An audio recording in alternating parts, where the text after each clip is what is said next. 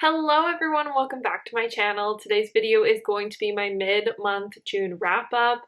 So these are all the books that I've read as of today. Today's the 14th, so as all the books I've read up as of today.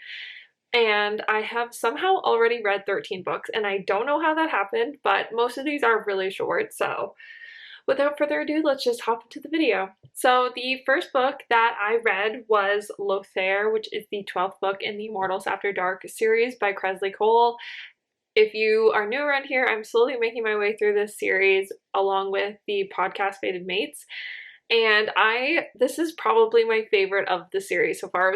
I actually think it's also my favorite that I've read this month that wasn't a reread. I absolutely loved it. He is so toxic, this guy, and this relationship was so toxic, and like, he's not a good dude. The male main character of this is a really bad guy, but I kind of just loved that about it. It's definitely true enemies to lovers. It's messy, it's chaotic, it's very angsty.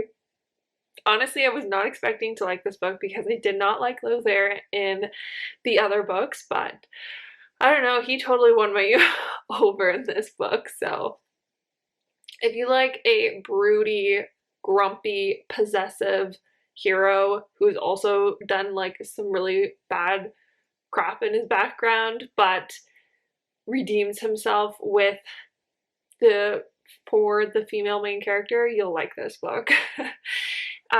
I gave this one 4.5 stars. Okay, so the next book that I read was One King's Way by Samantha Young. This is a novella in the On Dublin Street series. It says it's number 6.5, but I think that was just based on when it was written because in terms of timeline, it actually takes place between the first and the second book. It's about the male bartender that Joss and Joe work with in the first book, the guy who's like a total player. So this is a reformed Playboy book. It is very angsty. It's got some revenge in it, but not on the male main character. I really pleasantly enjoyed myself reading this book. It had so much it had so much going for it for a novella length book. I really liked the characters. I really liked their romance, but like it definitely wasn't my favorite from the series, but it definitely wasn't my least favorite either. So I give it 4.25 stars. Then I reread Long Shot by Kennedy Ryan. This is the first book in the Hoops trilogy or the Hoops series. And I'm so glad I reread this book because I give it 5 stars this time around. I don't know what I was thinking giving it. I think I honestly gave it like close to 5 stars last time. I think I maybe gave it like 4.5 stars, but I think the reason I gave it only 4.5 was because it has some really heavy topics in it, and it does make it really difficult to read at times. But like, that was not a reason to give it not 5 stars because it is a beautiful, amazing book. So I just did actually a whole rant in another video about this book, so I won't go into it too deeply, but I gave this one 5 stars. I loved it. I'm so happy I reread it. Okay, so the next book I read, I'm just not going to really talk about. I reread a Harry Potter book. I need some comfort, but it's not, I don't want to talk about it because I don't want to give a platform to the book. I just want to let you know I did read it.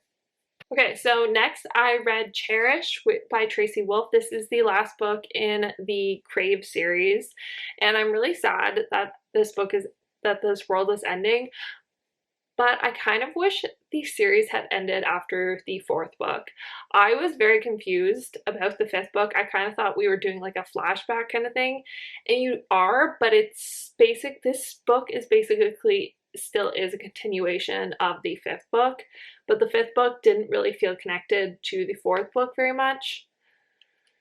I don't know, it just these two books felt weird. I feel like they did not need to be as long as they are. I think that they could have just been like sort of novella length or like slightly more than novella length books in between. Like the first one, like the 5th book could have been in between the 2nd and 3rd one, and then this one could have been in between the 3rd and 4th. I just don't think it was super necessary. I did still really enjoy it because I really like the world. I really like the characters. I really enjoy myself reading these books because I think they're a lot of fun. I don't know, I gave it 4.25 stars, but I think that's honestly being a little generous. I think that it probably could have been rated less, but I did really enjoy myself when I was reading it. I don't think these books are really serve a purpose to the overall story, though. Exposure changed a lot. I don't know what just happened. I swear this is my last reread. What the heck? What happened? Why do I look like a highlighter? Okay, anyways, the last reread I have is Book Lovers by Emily Henry. I officially finished all of my rereads, and I think right now my ranking is still Beach Read is number 1. I don't know. Right now that's my ranking. Beach Read is number 1, then Happy Place, then Book Lovers, then People We Meet on Vacation. Honestly, I liked this book a little less this time, this round reading it, but I still do really love Charlie and Nora. I love Emily Henry's writing. The ending is really what gets me in this book. I'm just a big sucker for a happy ending, and this one you get exactly what you want. She gives you exactly what I wanted at the end. The beginning is definitely really slow to get into, but I still really liked it. It just also is. I feel like this one is maybe a 4.5 star, not a full 5 star. And then People We Meet on Vacation is 4 stars, and The Happy Place and Beach Read are both 5 stars for me. So that's my official ranking as of right now. See, I don't know what happened in the last clip, but I am back to looking normal. Anyways, next I read The Idea of You by Robin Lee. I had heard really good things about this book on Bookstagram, and this book wasn't for me. I found the beginning of the book really cringy and very Wattpad-y to get through. I just felt like the main character, he was acting his age. He was very, very mature, and I did not understand how a 40-year-old would be attracted to this man because he was acting like a freaking child, and I did not understand that part. I started to warm up to the relationship a lot more, only for it to freaking be crushed to death by that ending. So, spoiler alert, there is not a happily ever after in this book. And I feel like if you're gonna, I feel like I never saw anywhere that this was not a romance until I read it. And I really wish I had known that going into it, because I hated the ending. It ruined the book for me. I am such an ending person. I need a happy ending. And actually, it doesn't even need to be a happy ending, but I need it to be at least a happily for now. Like, I need it to end on some sort of happy note for the couple so that I can live in ignorant bliss, even if it didn't end up working out. And this one did not give me that. It gave me the exact opposite. I thought the writing was actually pretty good. I did warm up to the characters and the romance a lot from the beginning of the book, but I really did think about DNFing this book for a little while. I gave it 2.75 stars, and I think that was honestly a little generous for me. I know people love this book, just for me, it didn't hit. I don't know what is going on with the lighting, but now I look like a highlighter again. I don't know what's going on. The next book I read was Reasonable Doubt, and I read volume 1, and I really liked this. I thought it set up the series for to be a really good series. I was really excited to read the second and third one after the cliffhanger of the ending and everything like that. So I gave this one 4.2. I do have a reading vlog of this series, so I won't go into too deeply, but this one, I gave it 4.25 stars. I really liked this. I was excited to see where it was going. And then the second book, I gave 3.75 stars because it just didn't give me what I was looking for. I feel like not much happened. There wasn't really any development of a plot or characters or anything like that. But I still liked them, and I was excited for the third book because I was like, the payoff is going to be worth it. I'm excited. And then I read the third one, and it didn't give I just didn't like it as much as I was expecting to. It didn't give me everything that I was wanting. I still did enjoy myself reading it, but it didn't give me exactly what I was looking for when after reading the first book.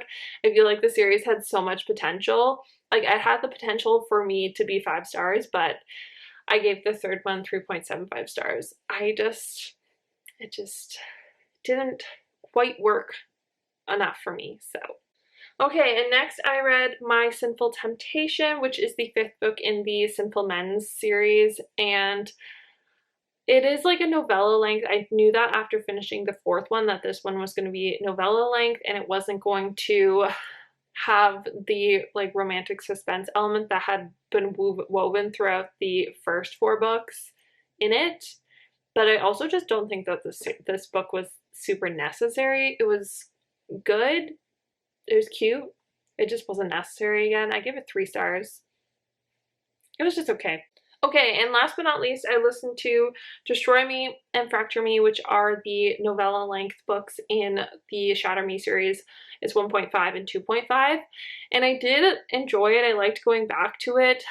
Do I think I needed to read these while I was going on? No. It was definitely a novella. It was definitely, I didn't learn any new information from it, so I don't think it was necessary, but it was kind of nice. It was nice to go back and see the characters again because I kind of missed this series a little bit. And yeah, I gave the first one 3.5 stars because it was from Warner's point of view, and I just love Warner. And then the second one I gave 3 stars. Okay, and those are all 13 books that I read so far this month. I hope if you made it to the end of this video, let me know by leaving. Leave in the comments down below what your favorite book that you've read so far this month is. Subscribe if you're not already, give this video a thumbs up, and I will see you in my next one. Bye guys.